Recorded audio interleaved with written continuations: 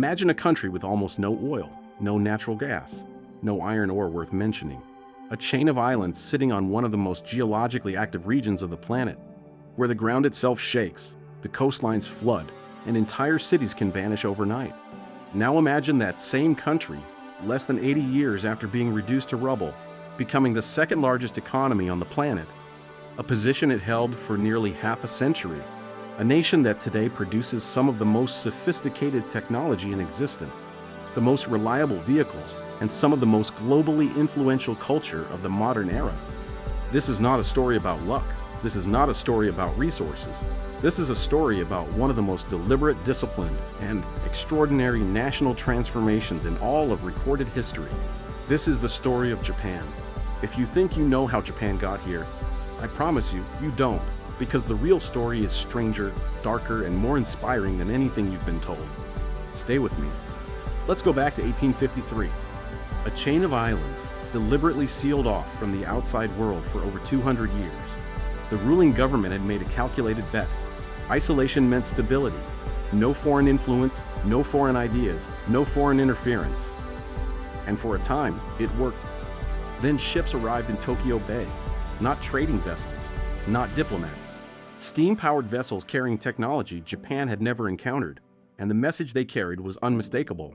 Open your ports or face the consequences. Japan had watched what happened to other nations in Asia that resisted. It had seen how quickly European powers could overwhelm societies that hadn't modernized. And so Japan made a choice that would define the next century. Not to resist, but to transform. In 1868, a group of young reformers removed the old ruling government from power and restored authority to a young emperor named Meiji. What followed was one of the most compressed national reinventions in recorded history. They abolished the feudal class system overnight. They sent thousands of students abroad, to Germany to study medicine and engineering, to France to study law and administration, to Britain to study naval architecture, to the United States to study industry and finance. But here is what made Japan's approach different from every other nation that tried to modernize in this era. They didn't simply copy the West. They absorbed it, they studied it, tested it, filtered it through Japanese values and priorities, and rebuilt it on their own terms. Within a single generation, Japan had a modern military, a modern legal system, a written constitution, a national railway network, factories, a central bank, a public postal service, a compulsory education system. In 1905, Japan achieved something that stunned the world. It defeated a major European power in open confrontation. The outcome of the Russo-Japanese conflict sent a shockwave through every colonized nation on the planet. It said something that had never been said before in the modern era. It is possible. But here's what most history classes skip over. The very same ambition that made Japan rise would also push it toward one of the most costly miscalculations of the 20th century. The Meiji transformation had an unintended consequence. Japan's military had become extraordinarily capable and, over time, politically dominant in a way that civilians could no longer control. Japan's rapidly expanding industrial economy had a fundamental problem. It was entirely dependent on imports from abroad, iron from neighboring countries, strategic materials from every direction. Japanese planners saw this dependency as an existential vulnerability, and they reached for a solution that would ultimately prove catastrophic. Through the 1930s, Japan pursued territorial expansion across the region with speed and scale that shocked the international community. The strategy was bold, the logic was flawed, and the consequences were irreversible. By 1945, the human and material cost was staggering. Across Japan, 67 cities had been reduced to rubble by aerial campaigns. 2 cities experienced a level of destruction so complete and so sudden that the world had no framework to describe it. The emperor, whose voice most Japanese people had never heard, addressed the nation directly on national radio to announce that Japan had accepted the terms of its opponents. More than 3 million Japanese lives had been lost. The industrial base was gone. The navy no longer existed. The country was occupied by a foreign power for the first time in its history. By any objective measure, Japan should have been finished as a major power for generations. It was not finished. The occupation that followed, led by General Douglas MacArthur, produced one of the most studied rebuilding efforts in modern history. A new constitution, written under American guidance, fundamentally restructured how Japan would be governed. It guaranteed individual rights. It dismantled the political power of the military class. And it contained a single clause that would have enormous consequences, Article 9, which renounced the right to maintain offensive military capabilities. At the time, this was seen as an imposition. In practice, it turned out to be an extraordinary economic advantage. Japan would not spend its national income on a global military presence. It would spend it on factories, research, and education. The United States, now facing a rising strategic challenge in Asia, poured resources into Japan. Technology transfers, capital investment, and crucially, open access to the American consumer market. Japan's export-oriented industries had the largest and wealthiest customer base in history, essentially handed to them. What the Americans didn't fully anticipate was how effectively Japan would take everything offered and use it to build something entirely its own. If this story is connecting dots you didn't know existed, hit subscribe and join this channel. We cover the forces shaping the world every week, and the next video is one you absolutely don't want to miss. 3 distinct forces drove Japan's post-war transformation. Together, they created something the world had never seen. The first was industrial strategy from the government. Japan's Ministry of International Trade and Industry, known as MITI, became arguably the most effective economic planning agency the capitalist world has ever produced. MITI didn't command businesses the way centrally planned economies did. It guided them. It identified strategic industries, initially steel and shipbuilding, then electronics, then automobiles, and coordinated capital allocation, targeted research support, and temporary trade protection to help domestic companies reach global competitiveness. It was capitalism with a deliberate direction. The second engine was education. The Japanese government invested heavily in universal literacy and technical training. By the 1960s, Japan had one of the most educated workforces on Earth. Engineers were celebrated. Technical mastery was a source of national pride. The worker on the factory floor was expected to understand the system they operated, not just follow instructions. The third engine was people. Japan's workforce in the post-war decades was disciplined, highly skilled, and deeply motivated by something that is difficult to quantify but impossible to ignore: the collective need to prove that the country could rebuild itself. An entire generation had experienced total collapse. They brought an intensity to reconstruction that statistics alone cannot capture. The results were extraordinary. In 1950, Japan's economy was roughly the size of Brazil's. By 1968, just 23 years after being reduced to rubble, Japan had become the second largest economy on Earth. It sustained annual growth of around 10% for nearly 2 decades. Economists called it the Japanese economic miracle. But it was not a miracle. It was a system. To understand why Japan's economy operated differently from anything the West had built, you need to understand 2 concepts that have no real equivalent in Western business tradition. The first is Keiretsu.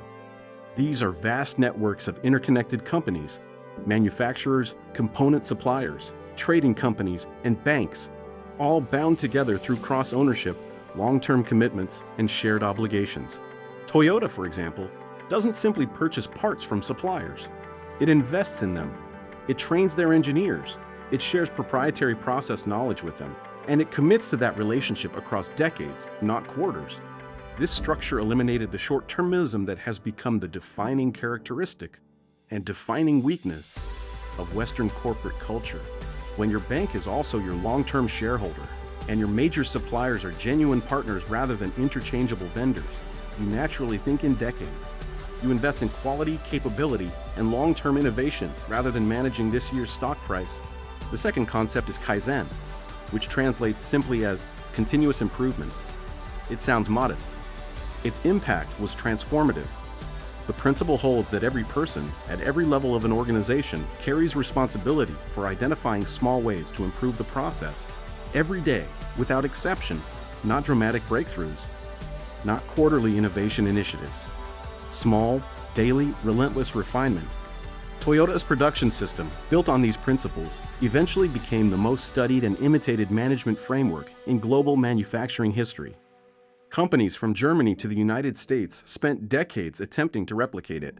Most never fully succeeded, because Kaizen is not a technique, it is a culture. And cultures cannot be downloaded. But here is the part of Japan's story that almost nobody talks about. because the same qualities that made Japan extraordinary, the discipline, the consensus, the commitment to long-term stability, eventually became a cage. And in the late 1980s, that cage closed. Through the 1980s, Japan appeared unstoppable. Japanese corporations were acquiring landmarks overseas. Japanese financial institutions were the largest in the world by total assets. Property values in Tokyo reached levels so disconnected from reality that the grounds of the Imperial Palace were, on paper, worth more than the entire state of California. It was a speculative bubble. Not everyone recognized it at the time. They rarely do. But the fundamentals had become completely detached from economic reality. Easy credit fed speculative investment. Rising asset prices justified further borrowing. And a cultural belief that Japan's model was simply different, that the rules of economic cycles didn't quite apply, made it difficult to ask hard questions. In 1989, Japan's central bank raised interest rates. Asset prices began to fall. Then they collapsed. The country's benchmark stock index lost nearly 80% of its value over the years that followed.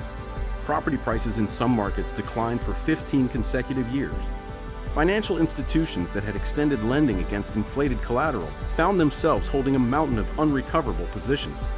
What followed became known as Japan's lost decade, a period of economic stagnation, deflation, and institutional paralysis that stretched, depending on how you measure it, across nearly 2 decades. Growth stalled. A generation of young Japanese entered a labor market that had essentially frozen.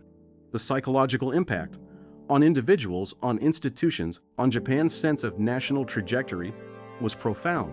Japan did not collapse, but it was forced into a long and painful reckoning with the limits of its own model. Today, Japan stands as the world's 4th largest economy, surpassed by the United States, China, and more recently Germany. Its population is declining and aging faster than almost any other nation on Earth. Public debt relative to the size of the economy is the highest of any developed country. Productivity in the service sector lags significantly behind other advanced economies. And yet, Japan's position in the global economy is far more strategically significant than its ranking suggests. Japan produces critical components and materials that global supply chains depend on entirely: advanced semiconductor manufacturing equipment, precision optical systems, specialized industrial materials found nowhere else. When analysts assess geopolitical risk in East Asia, they quietly note that certain Japanese production facilities are as indispensable to global technology as any other single point in the system. Under recent leadership, Japan has pushed through the most significant economic reforms in decades: aggressive monetary policy, structural liberalization, and a gradual opening toward international talent and capital. These changes have been cautious, but they are real. Japan is also, quietly and deliberately, building one of the most advanced regional security postures it has maintained since the post-war era, reflecting a new strategic environment that its neighbors have forced it to reconsider. Japan's shifting strategic role in Asia is going to be one of the defining stories of the next decade, and we're covering every step of it on this channel. Subscribe and turn on notifications so you don't miss a single video. There is a dimension of Japan's global influence that economic data consistently undervalues: soft power. The capacity of a country to shape global culture, preferences, and perception without the use of direct pressure. Japan's cultural output is by any measure extraordinary. Anime has become one of the dominant entertainment formats globally, with every major streaming platform competing for Japanese content. The global gaming industry was shaped in its foundational years largely by Japanese studios, and continues to be influenced by them today. Japanese cuisine has evolved from a regional tradition into one of the world's most prestigious culinary categories. Japanese design philosophy, the minimalism, the attention to material quality, the obsessive refinement of function, influences product design, architecture, and consumer aesthetics worldwide. This didn't happen entirely by accident. Following the economic stagnation of the 1990s, Japan's government recognized that cultural exports had become a significant economic and diplomatic asset. The Cool Japan strategy formalized what was already happening organically, using popular culture as a tool of national visibility, economic development, and international relationship building. In a world where influence is increasingly shaped by narrative and cultural resonance rather than industrial output alone, Japan holds a set of cards that its GDP figures significantly understate. So what does Japan's story actually teach us? It teaches us that national transformation is possible, but it requires something rarer than resources. It requires clarity of purpose, institutional discipline, and the willingness to absorb painful lessons rather than rationalize them away. Japan looked at the powers that threatened it in the 1850s and chose to learn everything they knew. It looked at the ruins of 1945 and chose again to build something better on top of them. It teaches us that economic models have a life cycle. The same system that produced the miracle of the 1960s and 70s contained within it the seeds of the crisis of the 1980s. Strength, carried past its context, becomes rigidity. Success, celebrated without scrutiny, becomes complacency. And it teaches us something harder to quantify. Japan's story is still being written by a society working through, in real time, fundamental questions about openness and tradition, about demographic survival and cultural identity, about how a nation that defined itself through its distinctiveness can adapt to a world that rewards integration. These are not exclusively Japan's questions. They are the questions of the 21st century. Japan rebuilt itself completely, twice. Once in the 1860s and once in the 1950s. Both times it started from a position that looked close to impossible. If you were designing a country for the challenges of the next 50 years, what would you take from the Japanese model and what would you leave behind? Leave your answer in the comments below.